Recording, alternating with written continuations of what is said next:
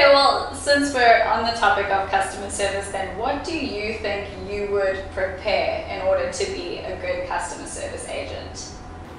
Well, to me, the first thing is to be patient with the customer. Listen to them. Like you care a lot. Even sometimes you need to fake.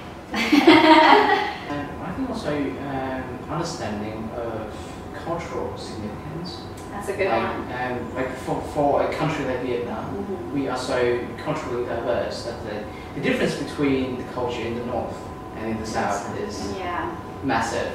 And sometimes you may be based in Hanoi, for example, you serve the customers in Hanoi, but there are customers living in Hanoi, but they are from Ho Chi Minh City, for example, so they carry that kind of cultural significance from the south to the north. And you need to understand the psychology of people from Ho Chi Minh City to actually understand their problems and understand their needs and try to accommodate it. I think that is, well, sometimes we say that customers are unreasonable, but I think that for every person, for every action of a person, they have a certain reason. And it's kind of our responsibility to identify that unreasonable reason and try to make it right. Well, I would say be open-minded. You need to receive the idea and other comment from others. Look from their perspective and getting ideas and everything. So I would say we should not just look from our perspective and then try to adapt them to our perspective. Yeah, I think certainly. The first thing is that being abroad helps to open your mind to different cultures. You learn to acknowledge people with different cultural backgrounds. Actually, being in the UK helped a lot with that, because UK is kind of a melting pot with different streams of culture pouring in, and each of those immigrants bring their own cultural traits from their home country. So being in a country that also have a lot of diversity really helped me to get the kind of perspective, to be open-minded, to acknowledge people on an individual basis. And I think that's very important when it comes to being a customer service agent. I remember you say so when you have treat the customer, sometimes you can fake the emotion and the behavior with them, but I would think that's not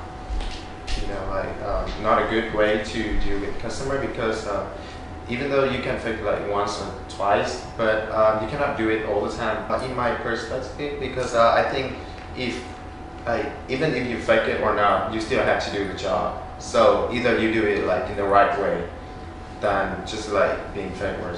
So do you think the customer would be able to sense that maybe you were being fake, and that's why you don't like it? At first they cannot see it at first, but then after during the time, then they can just feel it.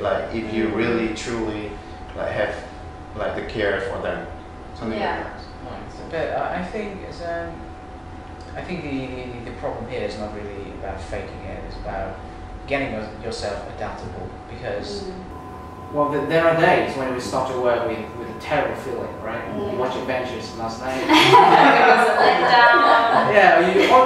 This is simply as you were having hangover, so you have to fake your emotion at some point, at least as a start, as a positive start for the customers, and then you use your normal communication technique to get on with the customers, to actually get on their emotions, and get on their feelings, get on their problems, and solving it in a natural way. But at the start, you would need some kind of stimulation from yourself to actually overcome the kind of psychological barrier at the start. Because, well, we don't have perfect days all the time, right?